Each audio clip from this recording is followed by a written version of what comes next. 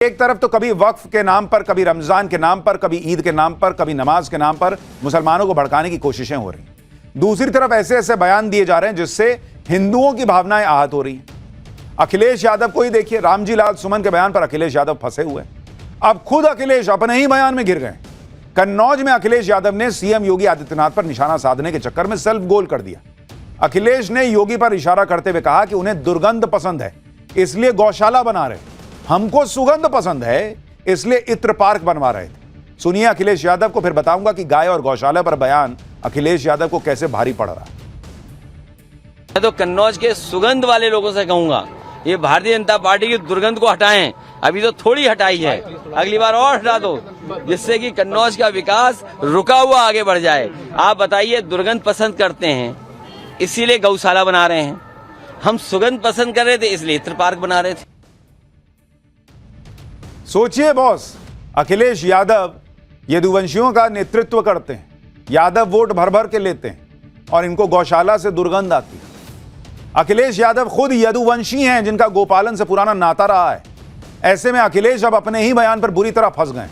अखिलेश के बयान पर बीजेपी ने तगड़ा पलटवार किया। बीजेपी कह रही है कि राम भक्तों पर गोली चलवाने वाले परिवार से और क्या उम्मीद कीजिएगा बॉस। अखिलेश को बूचड़ खानों से तो बदबू नहीं आती, गोमाता का मजाक उड़ा रहे हैं। शर्म आनी चाहिए अखिलेश यादव।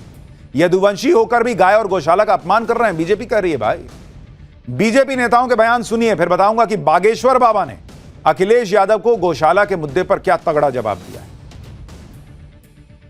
अखिलेश यादव के दिमाग में गंदगी भरी है, उनके विचार से दुर्गंध आती है।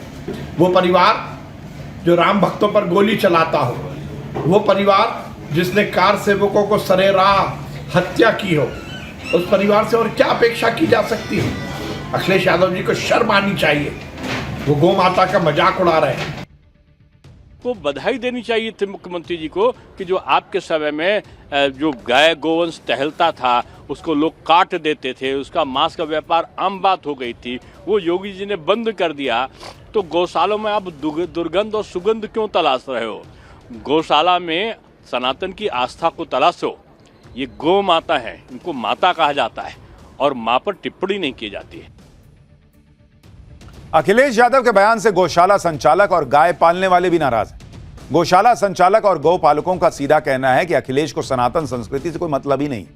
अखिलेश अब दूसरे समाज को लुभाने की कोशिश कर रहे हैं, इसलिए अखिलेश और उनके नेता इस तरह का बयान दे रहे हैं कि उनको गौशाला से दुर्गंध आती है और इत्र फैक्ट्री बनवा रहा था मैं। सुनिए लखनऊ से लेकर वाराणसी तक गोपालकों ने अखिलेश यादव को क्या जवाब दिया है। जिस तरह उन्होंने गौ माता का अपमान किया है, पहले तो उन्हें माफी मांगनी चाहिए।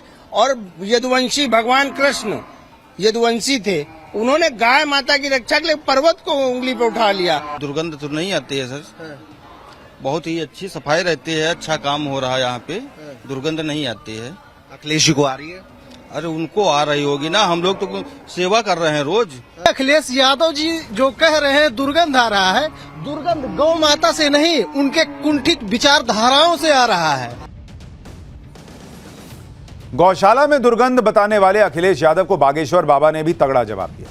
बागेश्वर बाबा ने कहा कि गौशाला में बदबू नहीं, भगवान कृष्ण की याद आती है। अखिलेश को अगर बदबू आती है तो भगवान जाने कैसी नाक है उनकी। सुनिए बागेश्वर बाबा। भगवान जाने कि किसकी कैसी नाक है, हमें तो नहीं आई। आपने अपनी नाक का कमाल है, आप कभी हमारे साथ चलिए, हमें तो नहीं आती है। गौशाला में हमें बदबू नहीं आती है, गौशाला में हमें अपने पुराने भारत की याद आती है, गौशाला में हमें गोविंद की याद आती है। गौशाला में हम जब जाते हैं तब हमें पता लगता है कि यही गौशाला है, ये वही गौएं हैं जिनके पीछे हमारे गोविंद भागे। गोविंद का मतलब भारत का अस्तित्व पीछे पीछे गया, गोविंद का मतलब भारत का आने वाला भविष्य पीछे पीछे गया, गोविंद का मतलब इस देश का प्रेम पीछे पीछे जिस गौ माता के पीछे दौड़ा हो, वहां हमें बदबू नहीं आती, वहां तो हमें सुगंध आती है। हालांकि समाजवादी पार्टी अकेली नहीं है जिसके नेता सनातन संस्कृति पर विवादित बयान दे रहे हैं। इस समय तो ऐसा लग रहा है जैसे सनातन पर विवादित बयान देने की होड़ मची हुई, और इस रेस में कांग्रेस के नेता भी बराबर शामिल हैं। अखिलेश यादव को गौशाला से बदबू आती है तो कांग्रेस के नेता साधु संतों को छुट्टा सांड बता रहे हैं।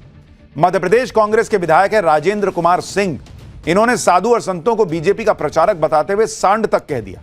राजेंद्र कुमार सिंह ने कहा कि साधु संतों बाबा बैरागियों को सनातन का प्रचार करने के लिए छोड़ दिया गया। ये सभी सांड की तरह दूसरों का खेत चर रहे हैं। सुनिए कांग्रेस विधायक का बयान। सन्यासी जो है बाबा बैरागी, महामंडलेश्वर, इनको छोड़ दिया है जनता के बीच में। जाओ प्रवचन करो, भाजपा का प्रचार करो, हिंदुत्व की बात करो, सनातन धर्म की बात करो, और ये सांड चर रहे हैं दूसरों का खेत। अखिलेश यादव की पार्टी और कांग्रेस में जैसे होड़ लगी है कि कौन सनातन को ज्यादा भला बुरा कह सकता है। ये लोग बीजेपी पर हमला करते करते सनातन धर्म और संस्कृति पर विवादित बयान देने लगे और इसी वजह से बीजेपी सवाल उठाती है कि इन पार्टियों को बीजेपी से ज्यादा सनातन से दिक्कत है। सुनिए बीजेपी क्या कह रही है। एक तरफ अखिलेश यादव जी को गौ माता में दुर्गंध नजर आता है और वहीं राहुल गांधी जी के साथी कांग्रेस पार्टी के विधायक को साधु संतों में सांड नजर आता है, जो सांड जाके छुट्टल रूप से घूम करके दूसरे धर्मों पर आघात कर रहे हैं। ये स्पष्ट रूप से दिखाता है कि इन लोगों को सनातन से लगाव नहीं है, सनातन विरोधी है। कांग्रेस विधायक के बयान पर बवाल हुआ, विवाद बढ़ा तो राजेंद्र कुमार सिंह सफाई देने लगे। जरा इनकी विधायक साहब की सफाई भी सुनिए। मैंने जो कल कहा था, मैंने ये कहा था कि जो साधु महात्मा संत महामंडलेश्वर जो भाजपा का प्रचार कर रहे हैं वो निंदनीय है, और जो मैंने सांड की बात कही थी वो एक उपमा है। सही बात है, सब उपमा ही है। इसीलिए आपकी पार्टी का ये हाल है कि सीट नहीं आती। बाद में मीडिया को कोसिएगा, जुडिशरी को कोसिएगा, इलेक्शन कमीशन को कोसिएगा, ईवीएम को कोसिएगा। खुद अपनी जमीन जो है वो कैसे खा गए हैं वो नहीं दिख रहा है। कुल मिलाकर वोट बैंक के लिए अलग ही लेवल पर अपीजमेंट पॉलिटिक्स चल रही है, जबकि दूसरी तरफ ऐसे भी लोग हैं जो मुसलमान होने के बाद भी सनातन से प्रभावित हो रहे हैं, भारत से प्रभावित हैं। बॉलीवुड एक्टर सलमान खान ने अपनी फिल्म के प्रमोशन के दौरान ऐसा काम किया जिससे कई लोगों को मिर्ची लग गई। सलमान खान ने सोशल मीडिया पर अपनी तस्वीरें शेयर की जिसमें वो एक खास घड़ी पहने दिख रहे हैं। सलमान खान की यह घड़ी भगवान राम के रंग में रंगी हुई है। सलमान खान की इस घड़ी को और करीब से देखिएगा तो पता चलता है कि यह घड़ी खास क्यों है। इस घड़ी में भगवान राम की तस्वीर है, अयोध्या के भव्य राम मंदिर की तस्वीर है, भगवान हनुमान भी घड़ी में दिख रहे हैं और घड़ी के डायल के किनारे जय श्री राम लिखा हुआ है। अब आप देखिए कि राहुल गांधी से लेकर अखिलेश यादव तक राम मंदिर की प्राण प्रतिष्ठा में नहीं गए थे, सिर्फ इसलिए कि वोट बैंक नाराज ना हो जाए, जबकि सलमान खान मुसलमान होकर भी भगवान राम और राम मंदिर वाली घड़ी पहने हुए हैं, उनको दिक्कत नहीं। सलमान खान की इस घड़ी के बारे में आपको और जानकारी देता हूं। घड़ी को जैकब एंड कंपनी ने बनाया है। घड़ी का नाम एपिक एक्स राम जन्मभूमि टाइटेनियम एडिशन 2 है। घड़ी की कीमत 34 लाख रुपए है। यह स्पेशल एडिशन की वॉच है। घड़ी से भारत की सांस्कृतिक विरासत को बढ़ावा दिया गया है। खैर, ये पॉलिटिक्स तो इसी तरह से चलती रहेगी, इन लोगों का हिसाब नहीं बदल सकता। लेकिन पाठशाला में अब अगली क्लास, मोदी ने कैसे देश बदला। अमेरिका में मंदी, चीन में मार्केट क्रैश, इधर पीएम मोदी को सबसे बड़े टेस्ट में 100% नंबर कैसे आ गया। मोदी की टैक्सी, मोदी का इंश्योरेंस मिडिल क्लास के लिए अब गजब का गिफ्ट आने वाला है क्या, अब इसका चैप्टर।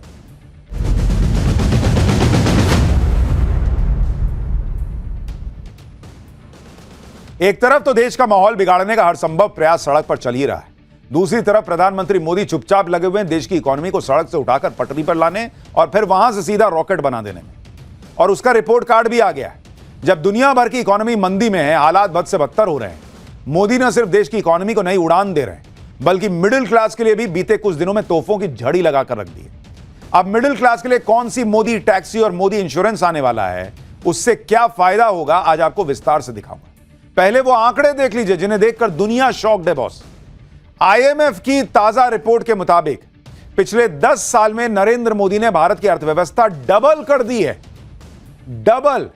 2015 में भारत की अर्थव्यवस्था $2.1 ट्रिलियन थी। 2025 में भारत की अर्थव्यवस्था $4.3 ट्रिलियन की हो जाएगी, यानी 103% की ग्रोथ बीते 10 साल। आपको याद होगा कुछ टाइम पहले पीएम मोदी ने भारत के लिए 5 ट्रिलियन इकोनॉमी का टारगेट रखा था। इसे लेकर कुछ नेताओं और अर्थशास्त्रियों ने पीएम मोदी का बड़ा मजाक उड़ाया। तब लोग कमेंट कर रहे थे कि हवाबाजी कर रहे हैं, क्योंकि भारत की इकोनॉमी इतनी कम स्पीड से बढ़ रही थी तो उनको लगा कि टारगेट ही नहीं पूरा होगा। इसमें तो सालों लगेंगे। लेकिन भारत की अर्थव्यवस्था को लेकर जो नई रिपोर्ट आई है उसे देखकर सब सन्नाटे में चले गए। भारत की इकोनॉमिक ग्रोथ ने पूरी दुनिया को हिलाकर रख दिया है।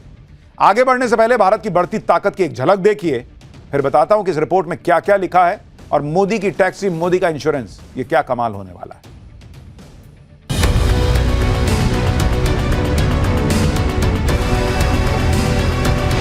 और आज भारत की तेज प्रगति की चर्चा पूरी दुनिया में हो रही है।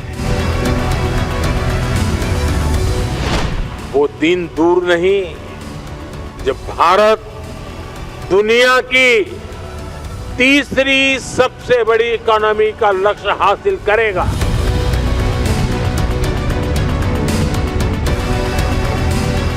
भारत के इतिहास में पहली बार 10 लाख करोड़ रुपए सिर्फ इंफ्रास्ट्रक्चर के विकास के लिए रखे गए।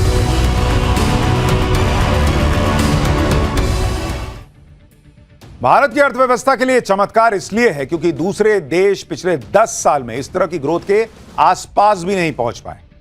दूसरे देशों की ग्रोथ भी आपको बताता हूं, 2015 से 2025 तक 10 साल में बड़े बड़े देशों की जो जीडीपी ग्रोथ रही है उसको देखिए।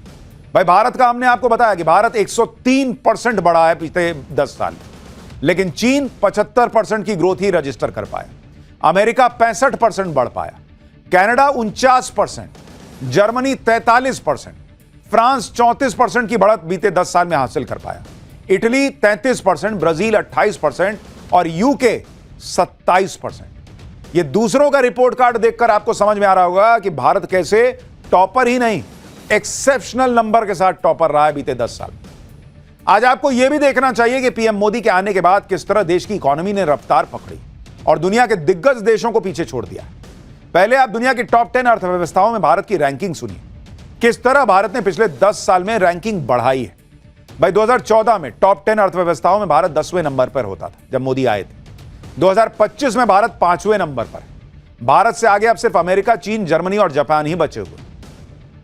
भारत ने 10 साल में 5 पायदान का जंप लगा लिया, 10वें नंबर से 5वें नंबर पर पहुंच गया। जबकि दूसरे देशों का हाल देखिए कि बीते 10 साल में जापान की रैंकिंग 2014 में 3 पर थी, वो गिर के 4थे पे आ गया। यूके की रैंकिंग 5वें पे थी, वो गिर के 6ठे पे आ गया। फ्रांस 6ठे से गिरा तो 7वें पे आ गया। ब्राजील 7वें से गिरा 10वें नंबर पे पहुंच गया।